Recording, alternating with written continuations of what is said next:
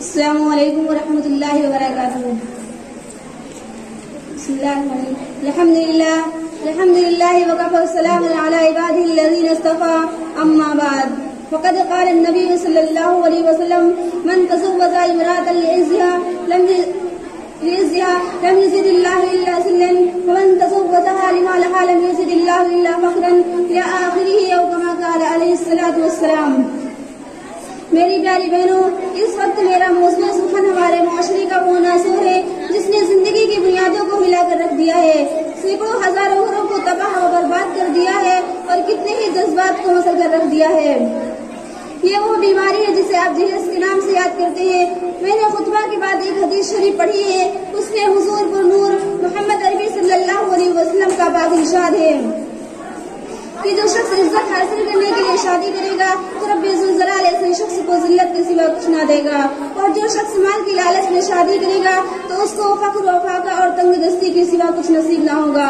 میری پیاری بہنوں، آج ہندوستان کے اندر اور خاص طور سے ہمارے معاشرے میں جہیز ایک ایسا ناسور بن گیا ہے جو ایٹمی ہتھیار سے زیادہ خطرناک اور مہلک ثابت ہوتا جا رہا ہے.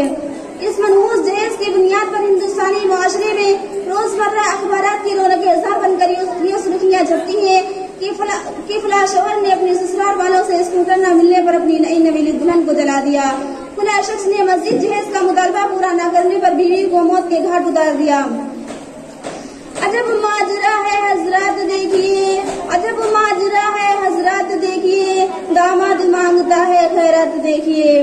میری پیاری بہنوں، اخبارات کی یہ سرخیاں بھی غیر قوموں ہی کے بارے میں نظر آ رہی تھی، مگر افسوس صدا افسوس کہ رفتہ ہمارے اسلامی معاشرے کے اندر بھی یہ وبا پھیل چکی ہے کہ آج اخبارات کے اندر جہیز کے لیے بھیٹ چڑھنے والی کہیں فاطمہ، کہیں رضیہ، کہیں شبنم و فرزانہ اسلامی شریعت کے نام لیواؤں سے یہ کہہ رہی ہے کہ کاش ہماری اسلامی شریعت کے دعووں اور وعظوں کے بجائے عمل میں آ جاتی. میری پیاری بہنوں، فرق رب ذوالجلال کی جانب سے عطا وہ حسین تحفہ ہے جس نے انسانی زندگی کو رعنائی بخشی. اسی عورت کے دم سے نظاروں میں خوبصورتی پیدا ہوتی ہے، اسی معصوم کلی نے حضرت آدم علیہ السلام کی زندگی سے خوف و وحشت کو دور کیا. مگر ان تمام باتوں کے باوجود ظلم و ستم کی تاریخ شاہد ہے کہ اس دار فانی میں جتنے مظالم برپا ہوئے ان میں زیادہ تر صنف ناصر پر کیے گئے ہیں. اس بے رحم سماج نے عورت کو جس نظر سے دیکھا وہ نہائی قابل مذمت ہے. تاریخ عالم ان دردناک واقعات سے بھری پڑی ہے.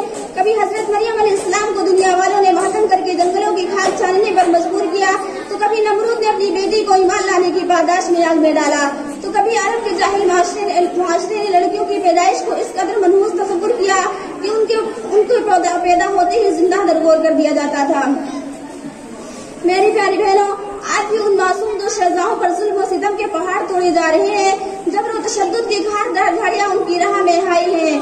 آج بھی ان عورتوں کے ارمانوں کا خون کیا جا رہا ہے. غریب گھرانے کی بچیوں پر خدا کی زمین اپنی وسعت اور مشاہدگی کے باوجود تنگ ہو رہی ہے. ساری دنیا پر یہ بات روشن کی طرح آیا ہے کہ جس گھر میں لڑکی جوانی کی دہلیز پر قدم رکھتی ہے اسی وقت سے والدین کی نیند حرام ہو جاتی ہے. زندگی کا ہر لمحہ صاف بن کر ڈسنے لگتا ہے.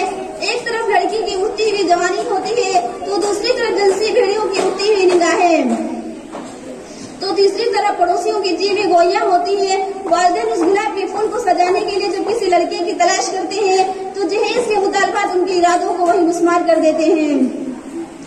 ارے جہیز کے ٹھیکیداروں، کان کھول کر سن لو، ذرا دیکھو سید الانبیاء تاجدار بطحہ احمد مجتبیٰ محمد مصطفیٰ صلی اللہ علیہ وسلم کی پیاری اور لاڈلی بیٹی حضرت فاطمہ رضی اللہ تعالیٰ عنہا کا عقد مسنون کس انداز سے ہوتا ہے کہ جسم پر جو چادر ہے اس میں 16 پیوند لگے ہوئے ہیں، اور بنت رسول ہونے کے باوجود پیادہ باشیر خدا حیدر کررہ رضی اللہ تعالیٰ عنہ کے گھر کی جانب روانہ ہو رہی ہے. اور جہیز میں ایک بستر، ایک چرخی، ایک تکیہ، 2 مٹکے پر مشتمل مختصر سامان لی علی مرتضیٰ کو پیش کیا جا رہا ہے. آج ہم یہ کہتے ہیں کہ ہمارا بیٹا ڈاکٹر ہے، ہمارا بیٹا انجینئر ہے، ہمارا بیٹا پائلٹ ہے، ہمارا بیٹا گریجویٹ ہے، ہمارا بیٹا ٹیلی فون آپریٹر ہے، ہمارا بیٹا سعودی عرب میں رہتا ہے اس لیے جہاز میں جہاز چاہیے. ارے اولاد پیدا کر کے جہیز کی تمنا کرنے والوں، کان کھول کر سن لو. اگر تمہارا بیٹا ڈاکٹر ہے تو حضرت علی امیر المومنین تھے، اگر تمہارا بیٹا انجینئر ہے تو حضرت علی مجاہد تھے، اگر تمہارا بیٹا ٹیلی فون آپریٹر ہے تو حضرت علی فاتح خیبر تھے، اگر تمہارا بیٹا پیکر سیاست ہو تو حضرت علی پیکر ولایت تھے۔ آئیے ہم سب مل کر اس بات کا عہد کریں، اس جہیز جیسی ملعون رسم کو مٹا کر دم لیں گے۔ یہ سنگ گرا جو حائل ہے، یہ سنگ گرا جو حائل ہے، رستے سے ہٹا کر دم لیں گے۔ ہم پھول بھی ہیں تلوار بھی ہیں، باطل کو مٹا کر دم لیں گے۔ وما علینا الا البلاغ۔ السلام علیکم ورحمۃ اللہ وبرکاتہ۔